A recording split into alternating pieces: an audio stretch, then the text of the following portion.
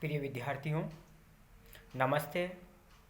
आज के इस कंटेंट में हम पुनः चर्चा करेंगे हिंदी साहित्य में प्रगतिवादी विचारधारा के प्रमुख कवि, उन्नायक लेखक एवं जनमन के हृदय की पीड़ा से दुखी रहने वाले स्वानुभूत कवि नागार्जुन द्वारा रचित उनकी प्रसिद्ध रचना हरिजन गाथा के अग्रिमंश की। जैसा कि हमने गत ई कंटेंट में समझने का प्रयास किया था कि उच्च वर्ग के लोगों के द्वारा निम्न जाति के जिन 13 अभागे लोगों को जिंदा जला दिया गया था, उस घटना से सारा हरिजन जो निम्न जाति समझी जाती थी, उसका समुदाय आत्मपीड़ित एवं हृदय से पीड़ित होकर के अपने क्रियाकलापों से दूर चले गए थे।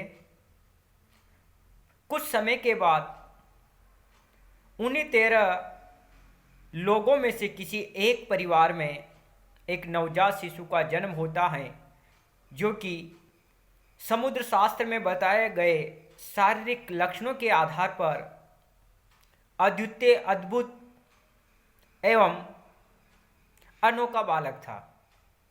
दो बुजुर्ग उसकी शारीरिक विलक्षणताओं को देखते हुए पास में ही स्थित ज्योतिष शास्त्र के पंडित संत गरीबदास जी को बुला करके उसके घर पे लाते हैं। संत गरीबदास जी उस बालक के शारीरिक अंगों एवं चेष्टाओं को देख करके मन में उत्साहित होते हैं। साथ ही उन्हें चिंता भी सताने लगती है कि कहीं ये बालक भी उच्च वर्ग के लोगों के निर्मम हाथों का शिकार न बन जाए। इस वजह से चिंतित होकर के वह उन दोनों बुजुर्गों को उस बालक की सुरक्षा की जिम्मेदारी दे करके कहते हैं कि इसे इस स्थान विशेष से कहीं दूर झरिया फरिया अर्थात कोयला की खदानों वाले क्षेत्र में भेज दीजिए, ताकि यह बालक बड़ा होकर के एक नई क्रांति का संचार कर सकेगा, एक नई क्रांति का नेता बन सकेगा और पीड़ित, शोषित, दलित वर्ग को एक नई दिशा प्रदान कर सकेगा। ऐसा कह करके उस बालक के भविष्य के बारे में